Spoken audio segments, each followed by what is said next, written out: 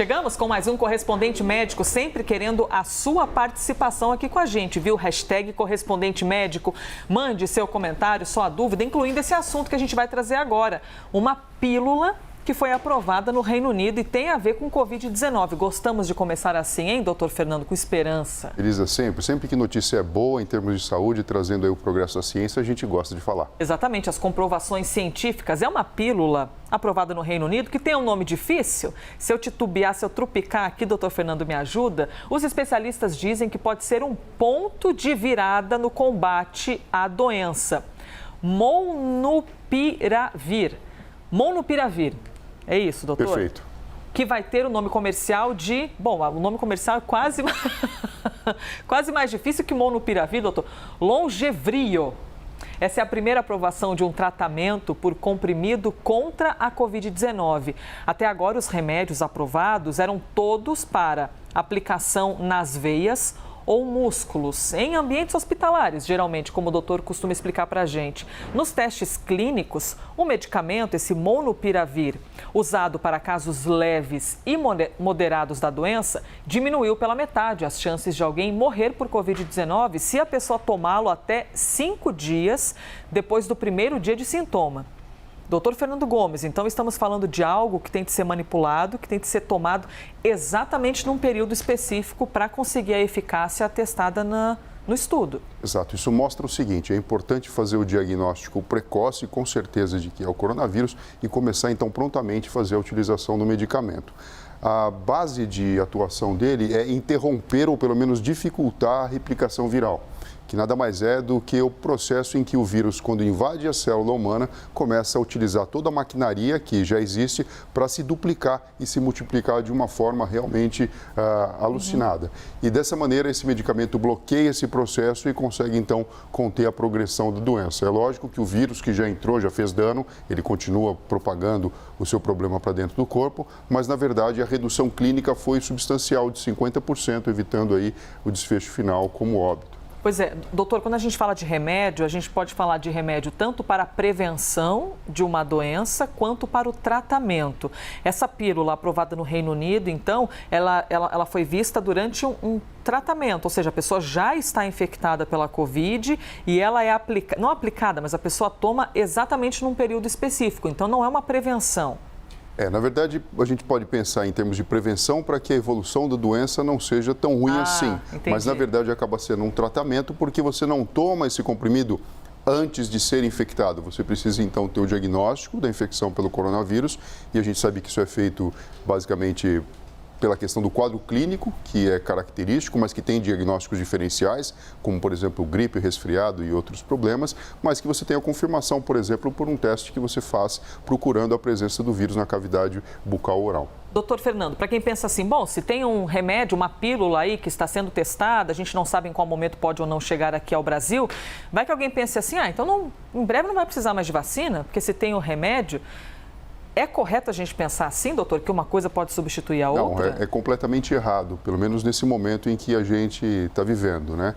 Você tem a vacina como algo que fortalece o sistema imunológico das pessoas para combater o coronavírus caso ele venha te infectar.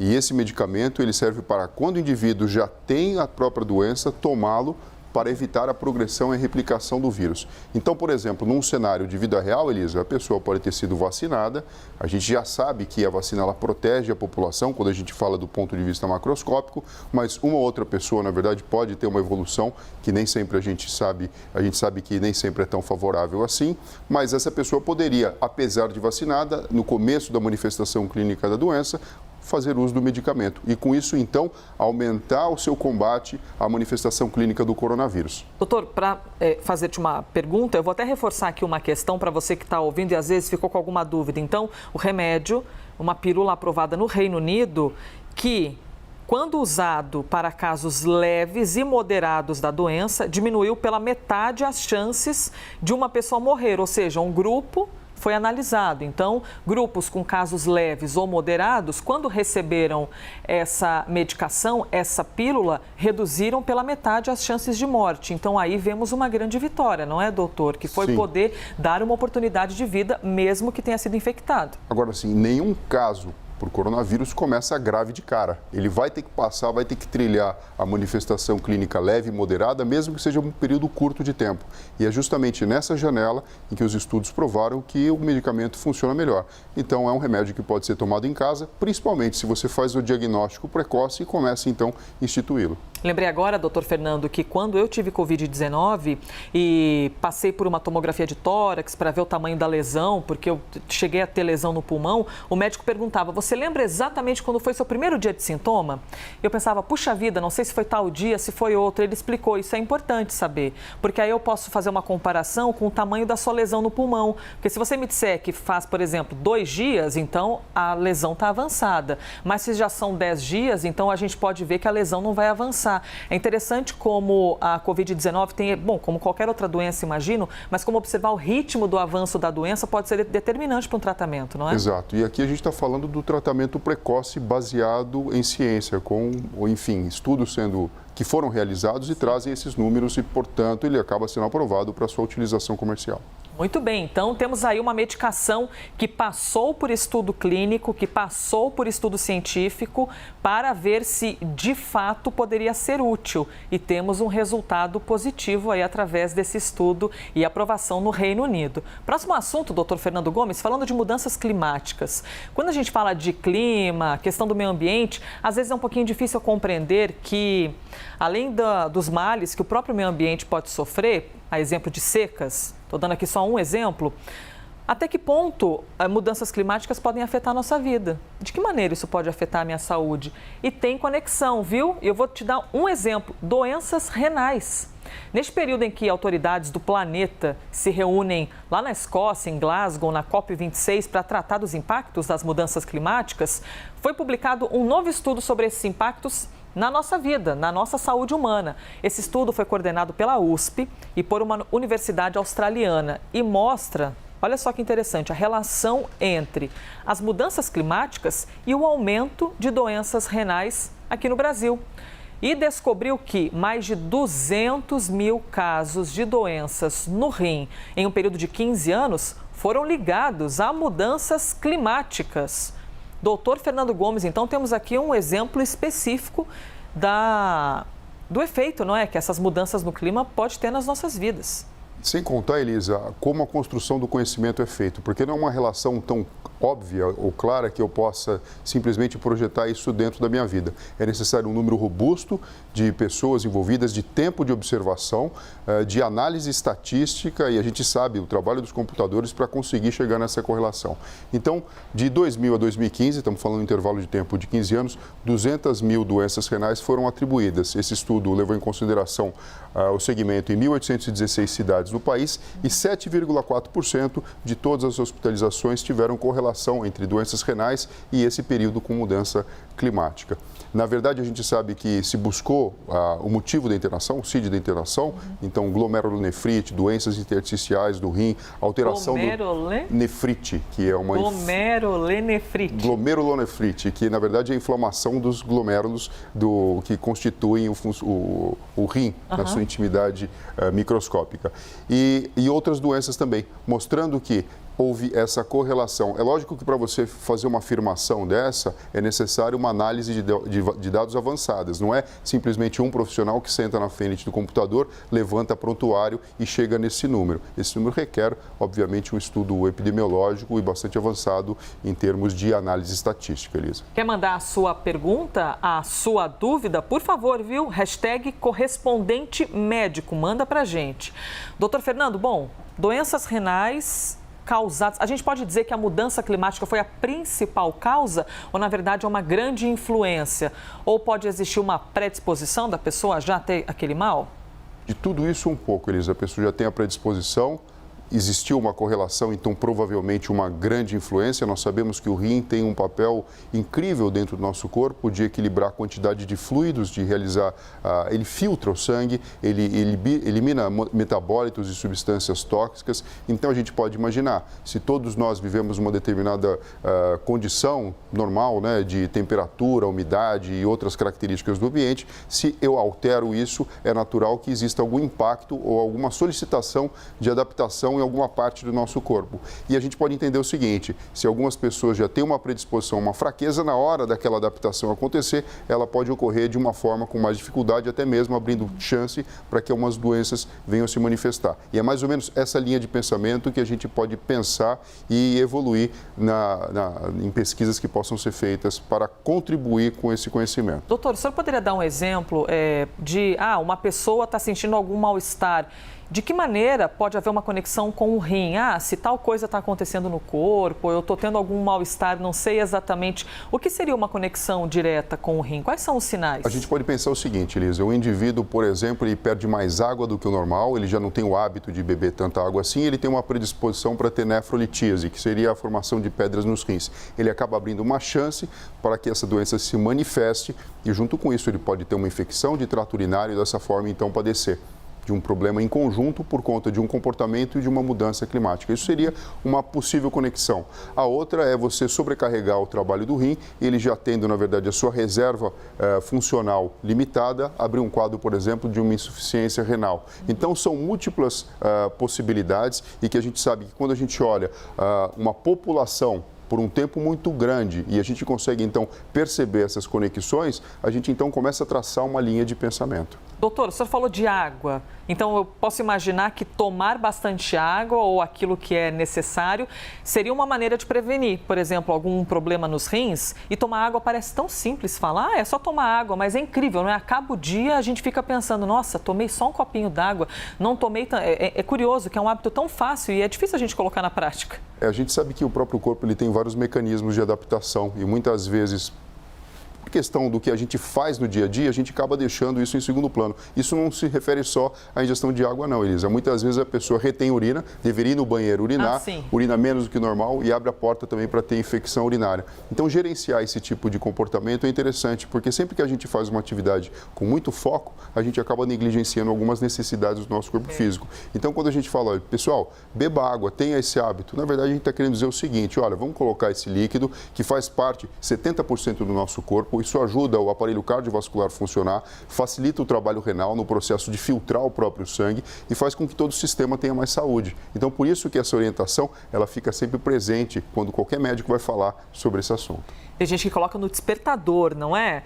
Tomar água para ver se o corpo começa a se ligar e tomar água logo. Tem uma pergunta do Marcelo a respeito de cálculo renal.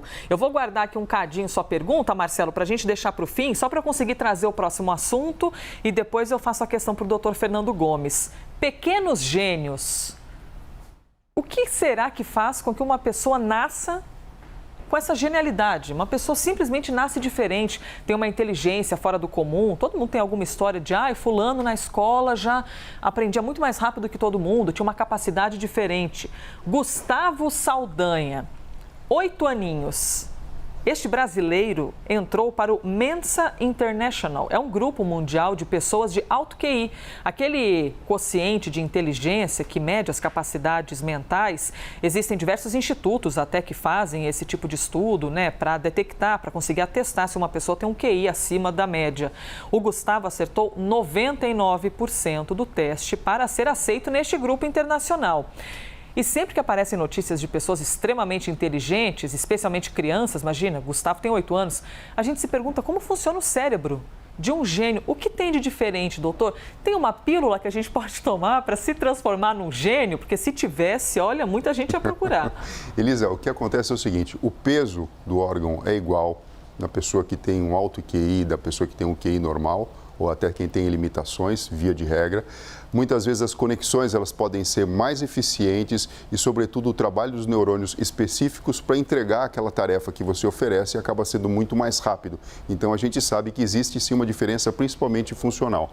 As conexões subcorticais, e aqui a gente fala dos axônios que fazem, então, a comunicação de diferentes partes do próprio encéfalo, principalmente na região parietal com a frontal, acabam sendo privilegiados. E isso pode oferecer para o indivíduo uma capacidade mental acima da média, né? E a gente fala então de um alto QI, que é um coeficiente de inteligência.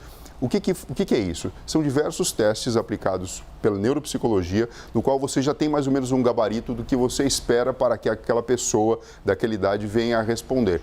E baseado nisso, obviamente, toda essa construção do conhecimento é feito com ciência, Elisa. E dessa forma, então, você compara e você percebe que aquela pessoa ela pontua muito mais naturalmente aqueles testes do que uma outra pessoa quando comparado, fazendo aquele ajuste para o par. Ou seja, espera-se que uma criança de 8 anos tenha tal padrão de resposta. E, de repente, o camarada vai lá e gabarita e manda lá para cima, responde mais rápido e com uma taxa de acerto muito maior. E por essa comparação, por esse exame prático e funcional, você consegue aferir esse número que, via de regra, vem associado com uma alta habilidade. Pois é, doutor, quando a gente expande a reflexão em cima de crianças que nascem diferentes, você vê às vezes que uma criança com 1 aninho consegue já ter uma noção musical. Por exemplo, esses dias eu estava vendo um pouco mais sobre o Leonardo Seckler. É um garoto que desde os 3 anos, 2, 3 anos, já dançava de um jeito que muito diferente daquilo que a gente está habituado a ver em uma criança. E não é à toa que existem escolas de dança, por exemplo, que vão ali atrás desses pequenos gênios. Eu estou dando o exemplo da dança. Eu poderia expandir isso para a música, expandir para outras áreas da arte, ou até para essas questões de crianças que já conseguem se sair infinitamente melhor em uma prova de QI do que a média. Isso é genética, doutor? Se um pai ou uma mãe, a mãe tem um QI acima do normal, significa que o filho vai nascer assim também? Geralmente a manifestação da inteligência é uma mistura, né, de uma herança genética com também o treino e principalmente o oferecimento do desafio para que a pessoa venha apresentar. Precisa ficar claro aqui, Elisa, que a gente sabe hoje em dia na neurociência que não tem só um tipo de inteligência. Você pode ter, obviamente, um conceito de uma inteligência geral, mas nós temos pelo menos 10 tipos diferentes de inteligência. Então, quando a gente fala de matemática, lógico, matemática. Quando a gente fala de música, inteligência musical. Quando a gente fala, por exemplo, a habilidade incrível de um jogador de futebol orquestrar uma coisa muito bonita dentro do campo e fazer gol, a gente fala da inteligência corporal sinestésica. A inteligência, por exemplo, aqui, da gente poder se comunicar, a inteligência linguística, a interpessoal, a intrapessoal, a existencial, a naturalística e assim por diante. De modo que, se a gente tiver um olhar diferenciado para cada pessoa, a gente percebe que 2 ou 3, geralmente, as pessoas se destacam. Mas quando a gente fala de genialidade, a gente está falando aqui de pessoas com alto QI, alguma coisa que foge da normalidade, cerca de 3 a 5% das crianças apresentam isso. E isso acaba representando, Elisa, um desafio para a pedagogia, porque muitas vezes nem a escola, nem o professor, nem os pais estão preparados para aquilo. Então você, na verdade, tem que entender que da mesma forma que você tem também no outro extremo crianças que têm uma dificuldade muito grande, e a gente, obviamente, sempre briga pela questão da inclusão, porque isso é extremamente necessário, é importante a gente ter um olhar para saber incluir os pequenos gênios também, porque senão fica uma coisa extremamente enfadonha você oferecer algo que é digerido muito rápido do ponto de vista pedagógico e você não tem um preparo para incrementar o desafio e dessa forma estimular esse cérebro já privilegiado. E até o bullying que pode ser feito às vezes com os colegas. Mas se ele resolveu tão rápido, como é que você não resolve também? Olha só, mas ele ou ela fez tal coisa. É interessante como tem de pensar muito, por isso que o professor é, um tesouro nas nossas vidas, né? Porque ele é responsável ali pela condução de todas as crianças, incluindo respeitar as diferenças entre elas. Doutor Fernando, o que é saúde para o senhor? É muita coisa, bom, para todos nós, né? Mas eu vou compartilhar essa pergunta com você. O que é saúde para você? A CNN Brasil vai reunir hoje, dia 5 de novembro, médicos, psicólogos, atletas, artistas, para discutir justamente com você a importância da saúde, ainda mais depois de quase 2 anos de pandemia, não é mesmo? Então a gente vai entender melhor como viver melhor, aproveitar tudo aquilo que tem de recurso disponível na área da saúde. Quero reiterar para você então aqui, o QR Code, é o último dia que ele vai aparecer aqui com a gente, justamente porque o evento é hoje.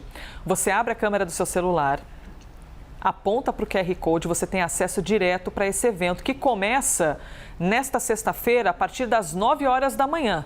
Então, fique atento a isso, viu? A hora que você puder entrar no evento, entre, porque eu garanto que vai ser bem legal. Informação é prevenção e a gente precisa de muita saúde sempre, não é? Dito isso, doutor Fernando, sextamos aqui neste quadro, doutor Fernando, então até segunda-feira. Até segunda-feira, Elisa, espero vocês nesse evento, se cuidem e até breve. Este foi mais um Correspondente Médico.